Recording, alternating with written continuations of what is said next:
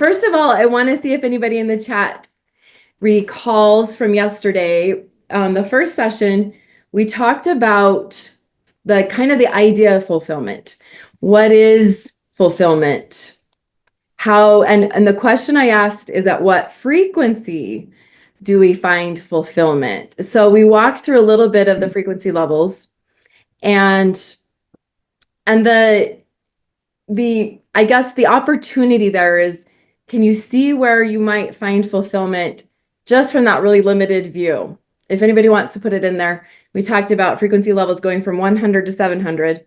And so just throw it in there if you think you know. And I didn't really draw a lot of attention to that answer, so I want to come back to that. And then the other thought is, as you look at these 5 life areas, what area in your life are you kind of waiting for fulfillment? Are you still reaching for that? And that may be something that you'll focus on more that day. So I'm curious, some of you probably do have an answer that is financial, right? Raise your hand if you're still searching for financial fulfillment. Carlos said 500 to 700. That's a pretty good answer. But I want to see if anybody else has one. Okay. We've got Shayna saying 600. Okay. So I will come back to that answer, and we're going to go right into day 2 with financial fulfillment. Oh, I'm going to answer. Where do we find fulfillment? So as we talk about the financial frequencies, we're going to do that a little bit. You will see I'm actually saying 500 is where you can find fulfillment. That's probably the first level where fulfillment becomes possible and somewhat feasible. And that's really kind of the frequency of fulfillment is a 500. So that's what I found. So as you watch this today, notice that you don't have to be at the level of, advanced master. There are advanced masters of financial means and frequencies, but just to get to fulfillment is, I would say, 500. Okay. What I'm going to do in this first session is actually bridge. We're calling this, it's the high frequency health and wealth, quantum shifts for both. So here's my first question for you. And these come from, so I have a master's in psychology and a doctorate in natural medicine.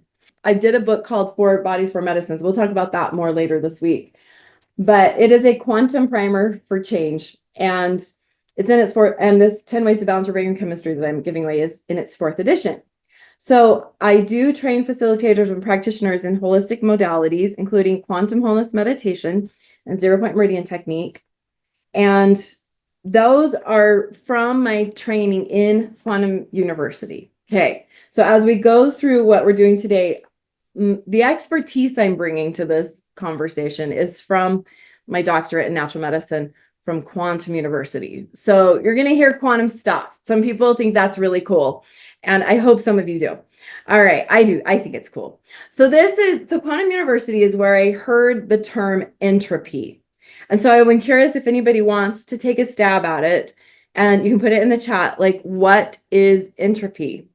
The definition of entropy: a lack of order or predictability, gradual decline into disorder.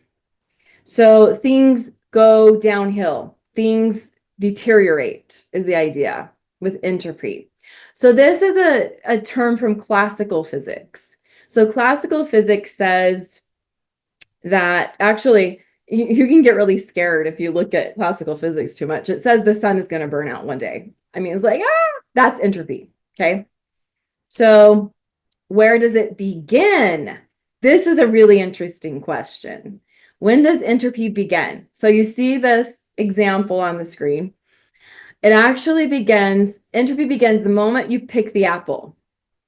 Isn't that interesting to think about? I actually have a whole nother presentation. I've done the spiritual side of this, and I use another slide that comes next, and it's Garden of Eden. Isn't that interesting, right?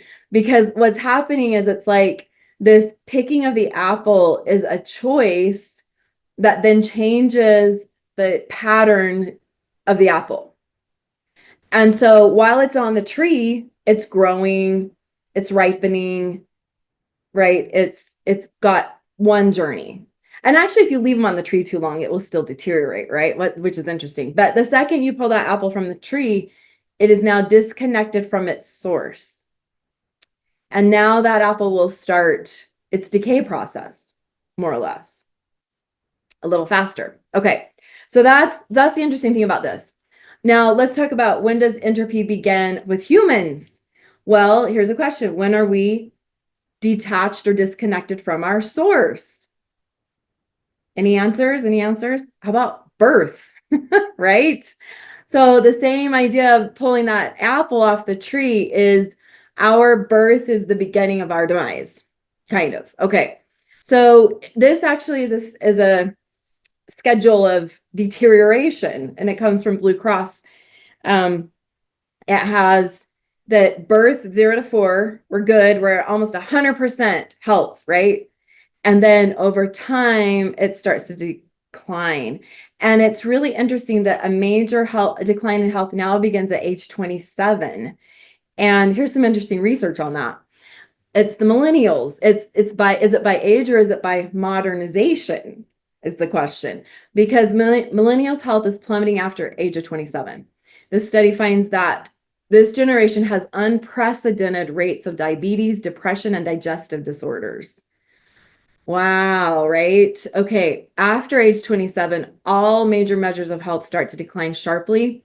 Millennials are actually they're higher rates of 8 of the top 10 most common conditions by their mid-30s than the Generation Xers did. As their health continues to decline, millennials stand to cost the American healthcare industry and economy steep sums. So that's why that matters, I guess. Sadly, it should be that their health matters, right? Okay, let's do something different. How about, right? And so then what is the question is in what, whoa, and workbook. If you don't have your workbook, all these questions are on here, so you can be kind of answering them. Okay. So in what ways is entropy affecting your health? There's a question on the workbook, right? Something to sit with for a minute. So here's a list you could work off of. Examples: basic aging, skin elasticity, collagen, I think, is another one of those, right? That's what's supposed to help repair it. Hair thinning, disease, diabetes is one. Mineral content.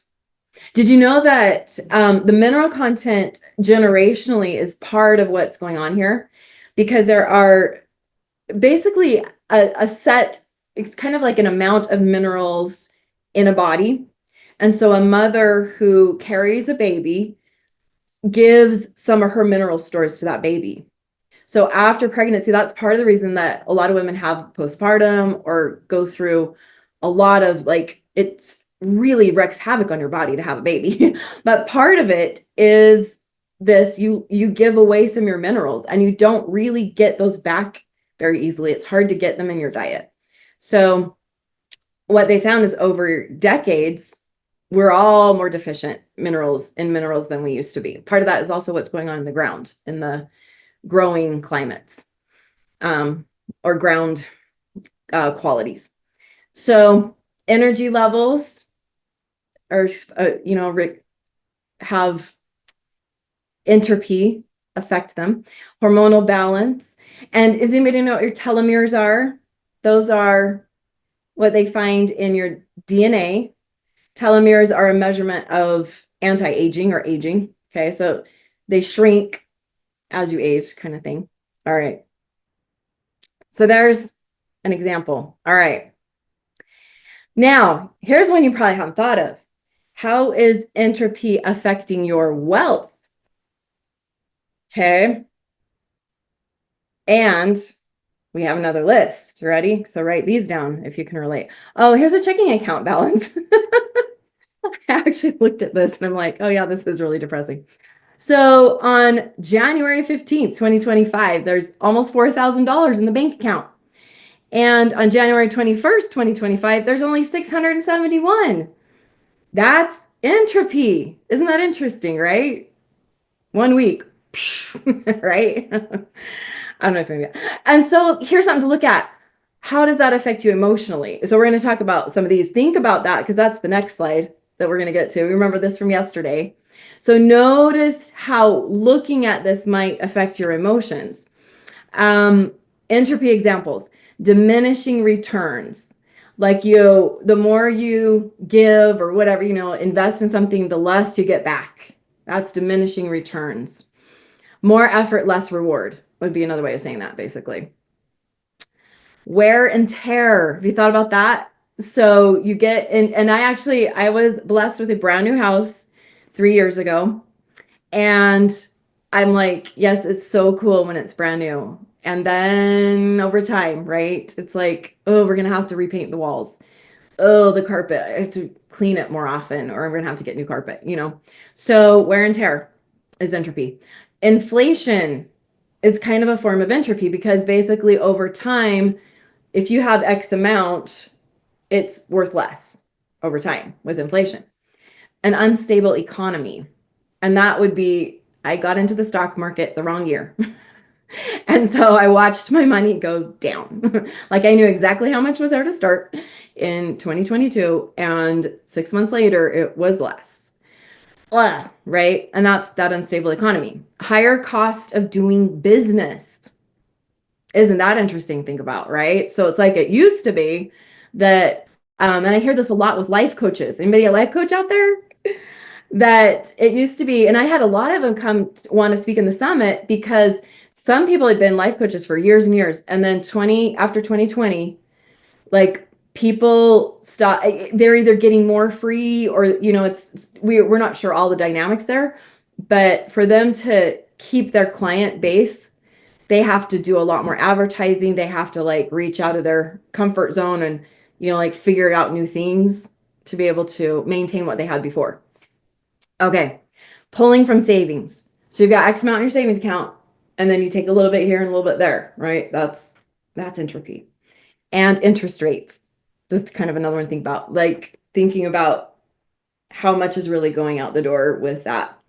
So in a minute, we're going to do your money grade, and all these things will relate to that again. But looking at your emotions with this, and we did this yesterday, notice what emotion comes up when you think about your finances. And then match that up with the number. And I'm curious who's over a 200 and who's under a 200, because that's kind of like, and you don't have to share in the tech, in the chat, but that's just kind of like that line in the sand that says if you're over a 200, you've got some hope, right? You've got like, I can just be with this. It's not causing stress and health issues, right? If you're under a 200 with your finances, this is critical to shift it because your emotions being below a 200 is part of the entropy. Think about that. Because when you are below a 200, you end up cycling in the wrong direction. You end up going down stream, so to speak. That's not what we want. We want to make sure you get up over that 200 and start feeling more hope, start feeling more a sense of like empowerment financially. Would you all like that? Let's say, yeah. What is the opposite of entropy? Okay, are you ready to hear about that? So if you look at that, when I talked about that 200, now just turn it to see on this scale, and this comes straight from Quantum University. It was kind of old school, like I'm sure they're doing better with their digitals now, but you can see this is straight off on my papers. But this is on the left side, we have death. On the right side, we have life. Okay. So that dotted line in between is where you're like picking the apple almost, right? It's like, okay, what are we going to do here? Are we going to deteriorate? Are we going to turn this into an apple pie, right? Or seeds for planting more trees, right? Okay, so you've got to think differently sometimes. And so on the left side, you got consciousness and increased consciousness, sorry. And so over time, that can go up. So increased consciousness is where you get creative. Because if you're stuck in a system that is operating at 200 or lower, it's going to get worse, right? So if you're doing high interest loan or something, it can just unravel things. So, increased consciousness is thinking, how do I raise my grade, which we're going to talk about in a minute. You can also see on the bottom, the life force energy. So you got on the left side is entropy, and on the right side is organization. They also are calling it thermodynamic and quantic, which the way I would say it is very 3D on the left and getting into 4 and 5D on the right. That be another way of looking at it. Okay. Neg entropy is the term used by Dr. Paul Drouin, who's the founder of Quantum University. It means things becoming more in order. And then I've heard the word syntropy used by a lot of quantum people. And that is the tendency of all living things to reach higher levels of energetic output to transform. So both things are happening. It's whether you're spending time in the classical physics and Newtonian worlds, or you're spending time in the quantum physics and higher potential worlds. Okay. So what are the 2 elements of a quantum shift? That's on your workbook. Okay. I'm going to tell you. One is creativity. The other is conditioning. And so this was something I was taught over and over by Dr. Amit Goswami. He's nicknamed the Quantum Doctor. And he explains that the 2 things are needed. So he actually wrote a book called Conscious Evolution. And so he talked about basically our planet and our people, our organisms have evolved. And it's not even possible if you're just working with a 3D world. Like he explains, it has to come from some sort of creative shift that's otherworldly, which is really interesting. So he explains all that in his book, but what he's shown is that if you take, like time collapsed evolution, and you look at when things happened, okay, so for example, there's the amoeba phase, and then all of a sudden, it's like, oh my gosh, there's multicellular organisms. And then it goes from multicellular, like fishy kinds of things, to all of a sudden, oh my gosh, they're getting out on the land. They're like actually breathing air. Like, how did that happen? So there's things that look like they're ongoing and happening, on a timeline, but then there's leaps. Okay, so these leaps are these up vertical creative shifts, and you can't explain them based on the past. The past doesn't set up a way for this to happen. So that's the biggest part of a quantum shift.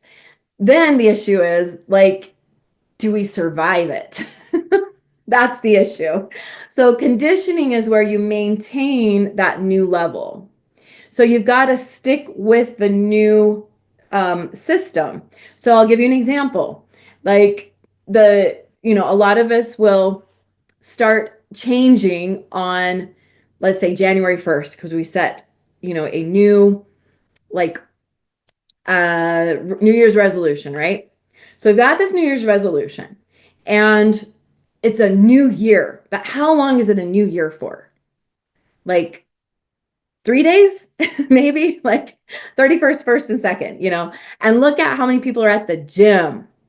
I want to see some laughs out there. I mean, that is the funniest thing, right? You go to the gym the first week or 2 in January, and it is packed because everybody had a creative shift because it's a new year. But how many people maintain it? How many of those people are still there in May? That's the question, right? So both are necessary, or else you don't really have a shift. We are going to talk about high frequency health practices, and I'm going to bring on Carlos Gonzalez and give him 10 minutes to walk through some things that you may not have heard of. And because if some of you missed yesterday's presentation, I want to give you a good set of options with that. Mm-hmm. All right. Thank you, Cristine. I am just loving all of this. I feel like, we just can't have too many of these conversations. I feel like there just isn't enough conversation that any one person can have, regardless of where they are in their life. And so I just want to give people, this will be real quick. excuse me, some real practical things we can do when it comes to how do I move from maybe a 3 to a 4 to a 5 to a 600. What are some things I can do, and what are some things to avoid that may not be, that maybe the average person might not know are low frequency behaviors because they're so common in our world. And trust me, like I said, listening to all of this has just, recharged me in terms of being super responsible for what I'm doing. And so really quick, I'll just share a little bit about me. I've devoted the last 25 years of my life to health and healing practices. I would consider myself a healed healer. I lost both my parents at a young age due to disease. And that changed me in the best way possible because it put me on this path. Yes, I'm a joyful orphan. So again, I'm 51 years young, and I have literally, been on this beautiful health and healing journey my entire life. And it's just been an incredible spiritual walk. So let's talk frequency, jump right into it. We'll just take a look at some of the causal factors of low or poor frequency within the body and brain. And what are some of the common causes that may not be so common, right, to low or poor voltage, frequency, and polarity? We'll use those because those words are used, they're almost interchangeable. When we talk about frequency, polarity, there's a lot of different, great teachings out there that use a, similar, right, terminology to describe the same thing, which I love the way Cristine has broken it down in terms of her scale. I think it's very accurate. So just some great examples of what may be keeping you stuck with where you are energetically. So lack of spirituality, ego-driven mind, and just old chronic behavioral patterns, chronic patterns of negative thought, alcohol and other drug use, vaping or smoking, fast food, fried foods, herbicides, insecticides, and pesticides. We heard a lot yesterday about juicing and smoothies and all of, but I didn't hear a lot of talk about, is that produce properly cleaned? We're going to talk about a solution there. And then soda pop consumption, and then practicing the 20-80 rule. This will make sense in just a few slides. And then fear-based living, like jealousy, hatred, resentment, just negative thoughts, right? Patterns of chronic negative thoughts. And then exposure to, overexposure, especially to television, media, violence, pornography, things of that nature, super low frequency behaviors. And then overexposure to constant noise. We'll talk about solutions to that. And then overexposure to radio, loud noises, loud sounds, mainstream music. Do you always have to have music running? It'll keep your frequency low if it's not harmonics. We'll talk about that. Some other examples, right? Lack of consistent natural sunlight, vaccinations of all kinds, antibiotics, avoid if all possible. Overexposure to cell phones and other EMF. The EMF that we're exposed to might be linked. I was talking with a practitioner yesterday that, this is probably a very big causal factor in terms of a lot of these diseases that we're seeing pop up, or just really low energy. Over scrolling, negative content online, lack of love of oneself, negative self-talk. We talked a little bit about that. Poor relationship with self or poor image, and then brain and heart incoherence. I dealt with this for about a decade and didn't know it. I didn't know that this was a real thing. And then sedentary lifestyle, underdeveloped VO2 max and respiratory system. Traumas, right? Unresolved or suppressed. Poor hydration and nutrition. Contaminated or dead water that is unstructured. And then let's look a little deeper. The bottled water, dead, and overprocessed foods, pharmaceuticals and other drugs, mental health medications, and poorly sourced supplements. There's a lot of supplements people take in my 25 years of experience in this field that are toxic and contribute to heavy metal toxicity. Exposure to molds, stuck or trapped energy in our energy centers, blockages, poor gut health, Remember that the gut is the brain of the body. And then an overactive mind, stuck energy in the fifth and sixth energy centers. We'll do have a chart in a second. Throat and third eye chakras. Okay, so that's what those are. And then overactive sexual mind, energy stuck in the first and second energy centers. That except that affects a large percentage of the population. With you see this, everything's kind of like over sexualized, and just what you see in terms of ads and everything else. Then the other aspect is suppressed sexual desire or lack of physical touch. Closed heart center, fourth energy center, heart chakra. Overall energy trapped in the third energy center, solar plexus chakra. That's a big one. And that was a huge one for me. We're going to give solutions to that on our next few slides. And then just a lack of awareness of high and low frequency behaviors. Like if you don't know what you don't know, hopefully this list is giving you some ideas of what's keeping you potentially stuck. And so now everybody, we can just exhale and let's go into the solution. Okay. So just from the bottom to the top, to keep it simple, right? We have essentially 7 main energy centers in the body, starting at the root, number 1, at the very top, crown, we'll call it 7. Joe Dispenza talks about 8, and there's other books that talk about 14, as we'll get to. But in the main reality is this. Very simply put, you can start this today. Go to special places, get outside, travel, move your body, breathe, dance, sing, chant, make love, practice letting go, and then just remember that our natural state is peace, love, and joy, and reach for that. So what are some high frequency practices that are tried and true? Number one thing I do every single morning and night, especially lately, and then when I say every single, I'm talking 4 to 6 days a week, right? Quiet the mind. All forms of breath work, meditation, spiritual practices. Positive mental outlook, self-love, reverence.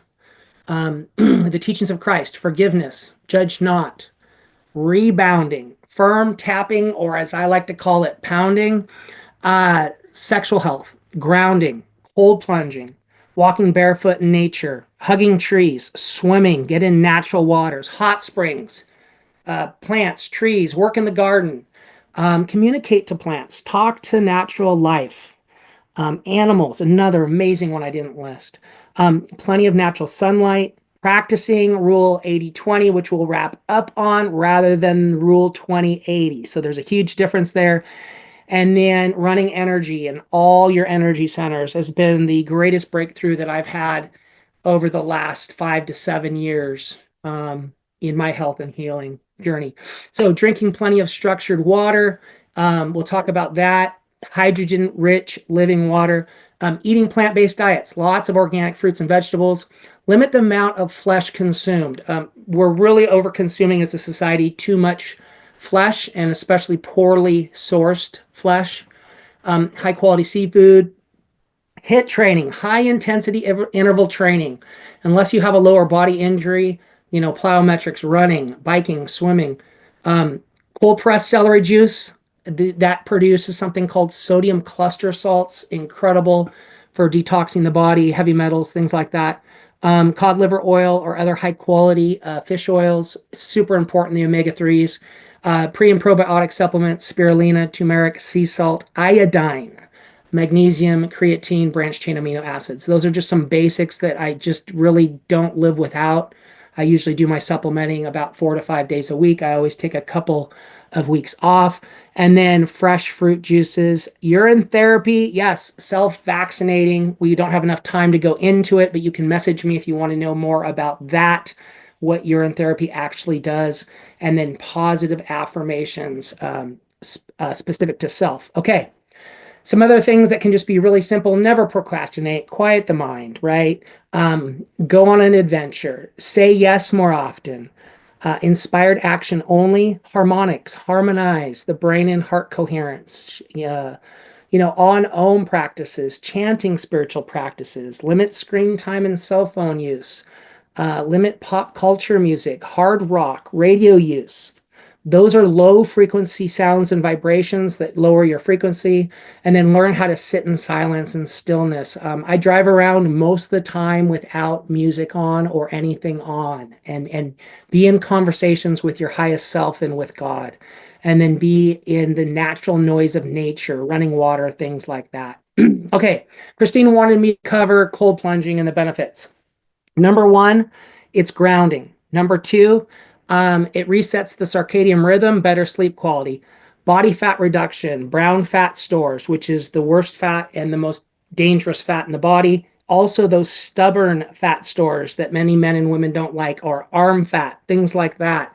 Boost metabolism, increase overall blood flow, reduces inflammation, enhances focus and mental health, strengthens the immune system, boosts metabolism, and then reduces or eliminates depression symptoms, guys. Yes, go to the cold so you just don't ever get a cold. And then this is something that's kind of been coming out more so it's really true. The reason why we have a lot of disconnect is the reality is that a year could or should have been 13 months. And back in the ancient, we talk about sacred geometry in the ancient calendars, there were 13 months, and every month had exactly 28 days. And it aligns with the woman's cycle. There's so many different aspects to this that makes so much sense. And so it's about us choosing to live more on a 28-day cycle and not necessarily dealing with clock time or, other types of man-made times that were maybe designed to keep us stuck. Who knows? Okay, high frequency hydration technology. I'm just going to cover this really quick. Living water with high antioxidant value, contains molecular hydrogen, superior hydration, improves sleep, reduces inflammation, mental clarity, improves blood sugar and pancreatic function, and then improves digestion, fast recovery, improves lymphatic system function. It's so huge, guys. Lymphatic system, getting that cleared. Yes, regular water will not do that efficiently. Improves immune system, and then great for all the glands, including breast and prostate glands.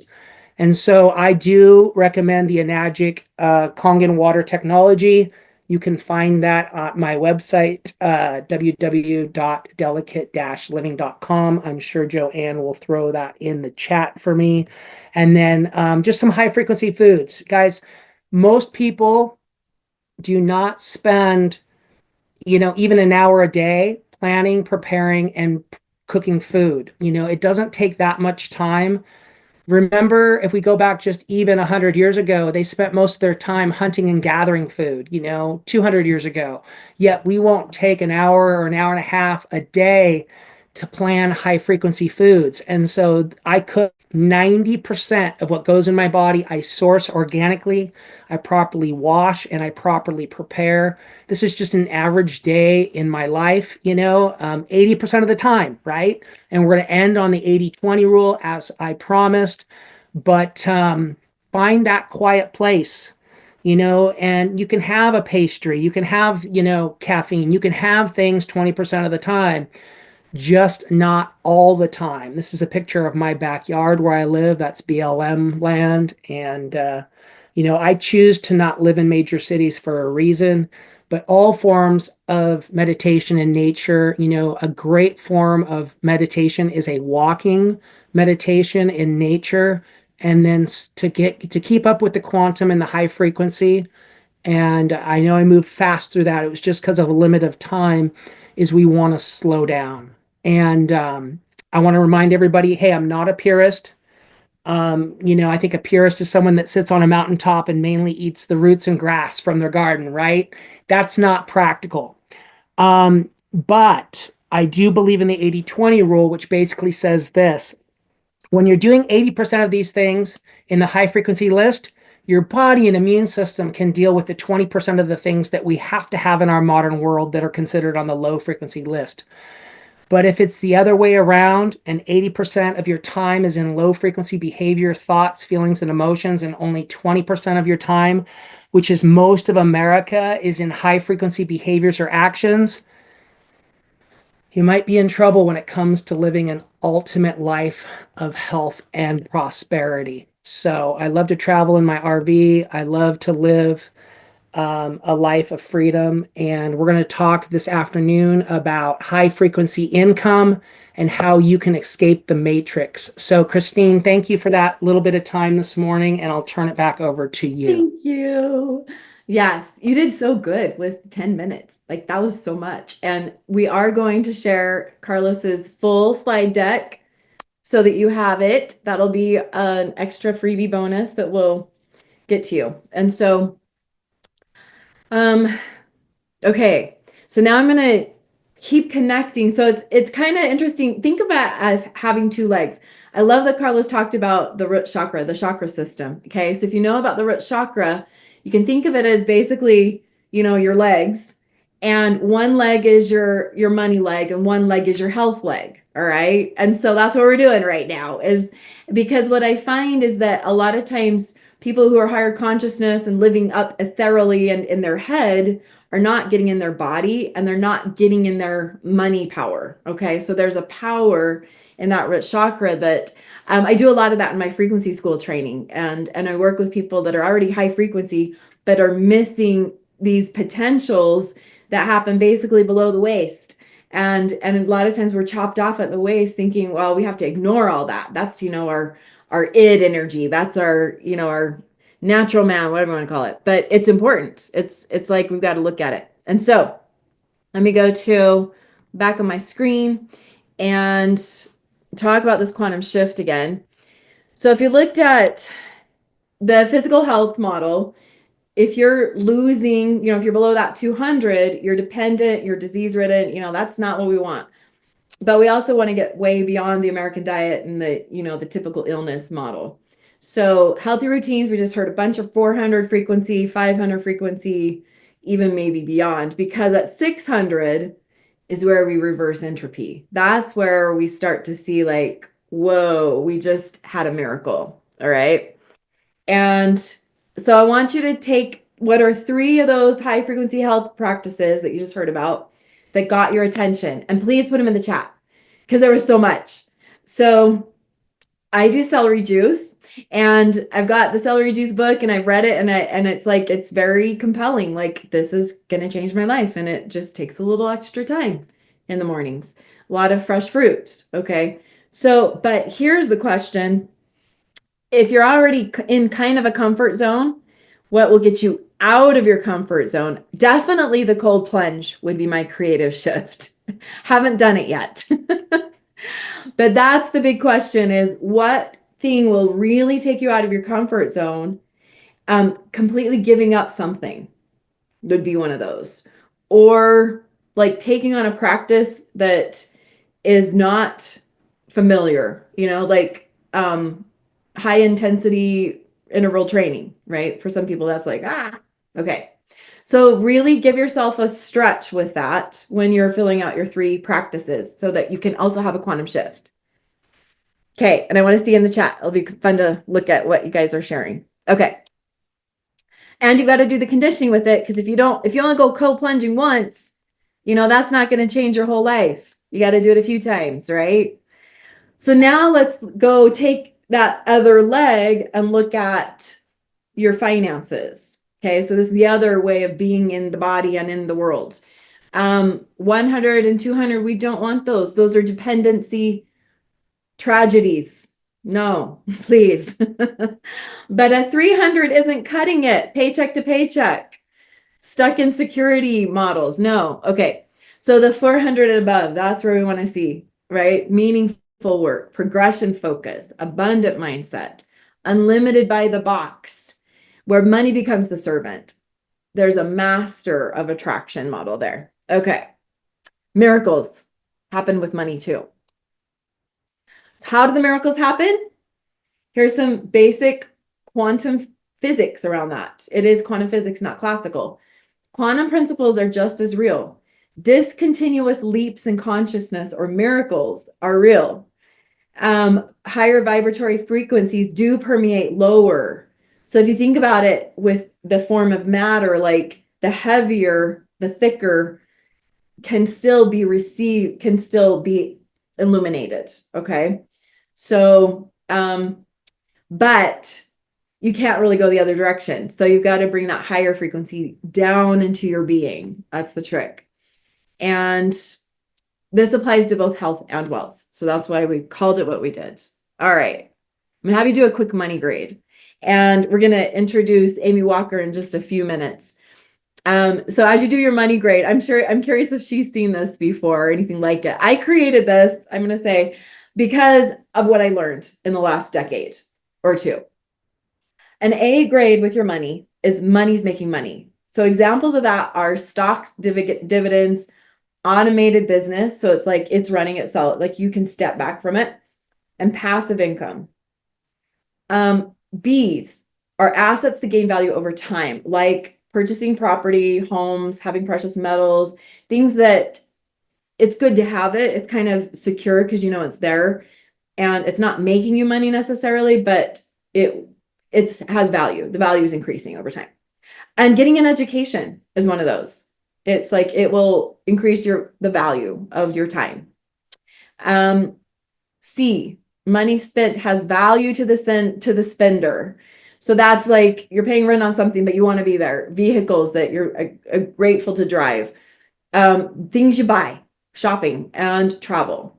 So these are things that they're not going to make you money. They're not going to have that much value over time, but you enjoy them and they're worth it, right? A D would be money spent is an unpleasant reality. Taxes, insurance, healthcare, interest, basic interest, okay? And then an F grade, and this is sad, but this is important to look at. Money spent it's an avoidable loss. Like it shouldn't have had to happen. Late fees, accidents, mistakes, high interest loans.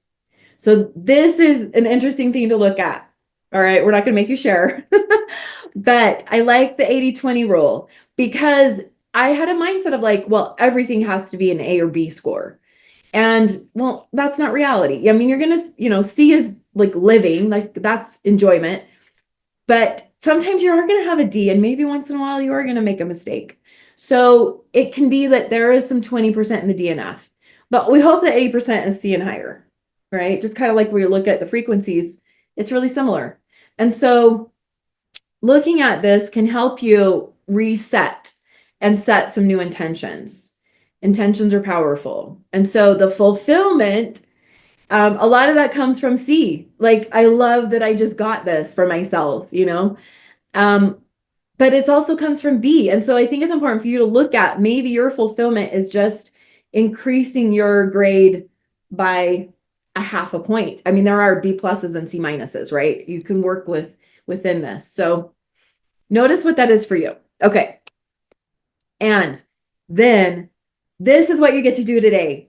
How can you create a quantum shift with your wealth? You're going to learn all kinds of stuff. So what you're going to learn today are the powerful choices that take you out of your comfort zone. I want you to sit with that and feel that. It could have, Leslie Householder calls it the terror barrier. Like, just because you're afraid of something doesn't mean it's wrong. Sometimes it means you're going up.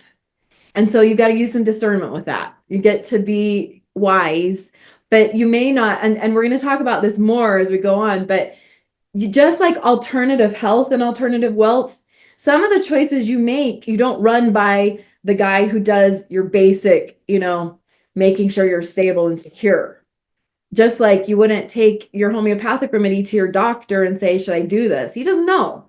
It's just not in his wheelhouse, right? So notice that we are going to be talking about potentially about alternative wealth or alternative options that are a little bit outside of the norm. That's what we like to be outside the box here. So that's how we do a quantum shift. We get out of the box. All right. And I also want to invite you, if you are looking to get out of the box with us, there is a 4-month program. We take through frequency school, takes you through the 100 to 300 frequency, and it helps you look at the chakras. And so this is kind of like my secret sauce is that we're looking at not only these frequency levels. If you look at 100 to 700, it's like, oh, it matches up with chakras. And it doesn't mean that 100 and 200 are bad. What it means is that there's something there to learn. So that's what we do in frequency school. Then liberation training, we do the shift from 400 to 500.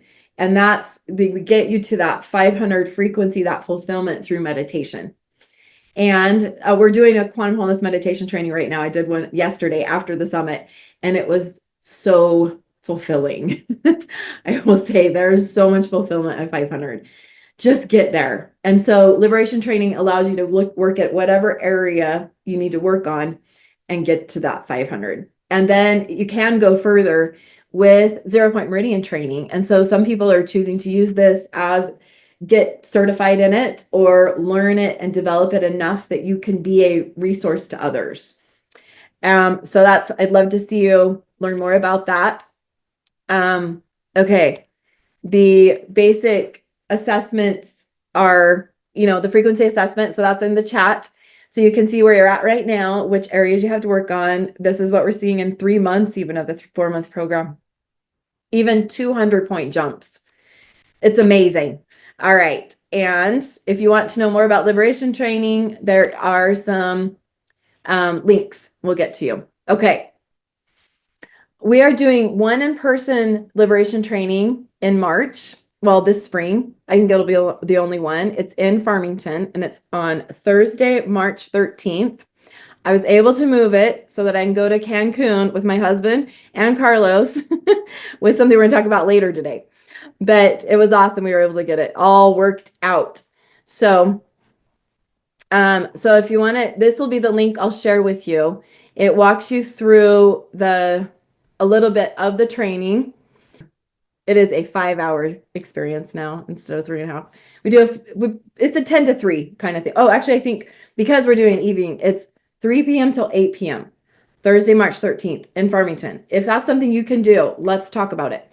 The first thing you can do is a frequency survey, and then we can get together and give you more details and decide if you want to do the 4-month program or if you want to just do a 30-day version. Either way, it's powerful, and it's been one of the most rewarding things I do with people.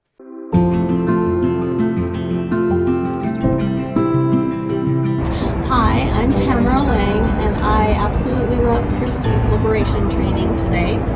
I love being able to do some personal work and have some one-on-one time with Christy. The food was amazing. It was just a really great day. I'd highly recommend this class to all my friends. Coming on like 10 years that I've been working with this specific problem, I've felt some things shifting over the last couple of weeks, but today it finally shifted for the first time. It's really partially Cristine. She's just really good at reading these things, and she could even tell that some of the stuff I was doing wasn't just me. It's generational. There were other things influencing, and it's almost like a weight was taken off of me so that I can actually heal. I grew up in a very conservative household, and energy work wasn't really a thing that we ever talked about. No one ever said this, but the impression I got as a child was it was sketchy. It couldn't be trusted. So it was never something that I looked into. So I remember even as a young teen, I remember getting these feelings that I was supposed to do something great in this world and that I would have an impact. And I didn't know what it would be.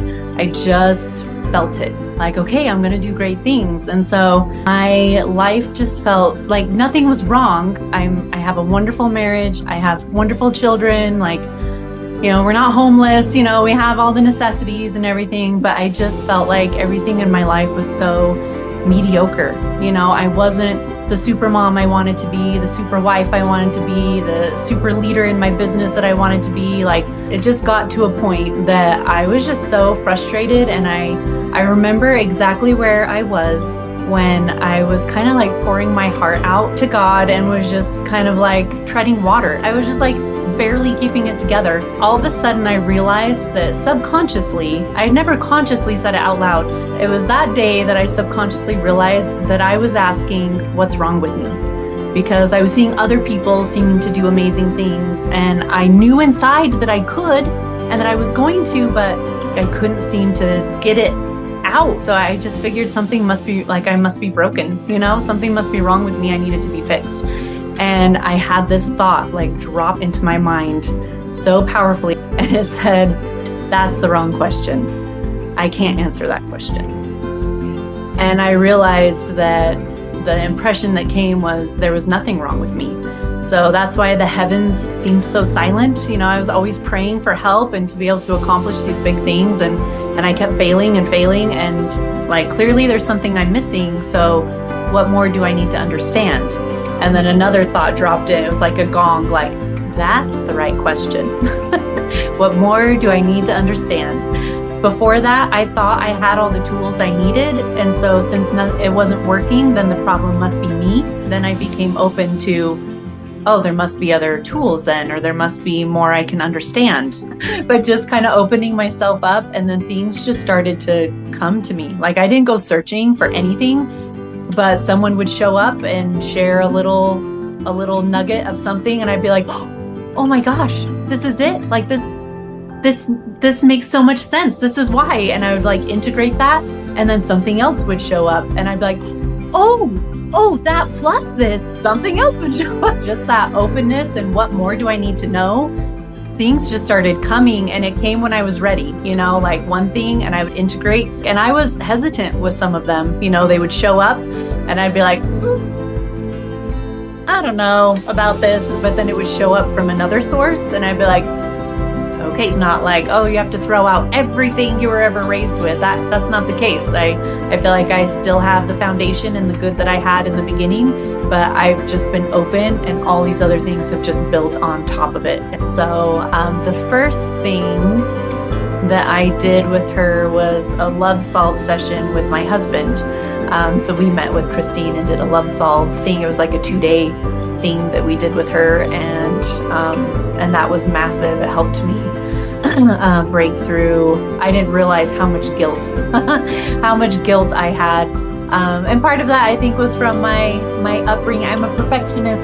You know, I kind of beat myself up for that and try and use guilt and shame to like motivate me to get to the top level, you know? And so it was that love solve session with Cristine and working through the wells. And when we got to the guilt well, it was like, like the floodgates open. I just like sobbed and wrote like pages of all the things I felt guilty for. And that was a huge breakthrough. And basically my angels had been telling me for a little while that there's kind of a curriculum for whichever way I wanted to go. I have a lot of tools now, so I can keep going down that path, and I can just use what I already have and go down that path, or I can invest in myself and go down that path. There's no right or wrong, and my angels had already told me, let us take care of this.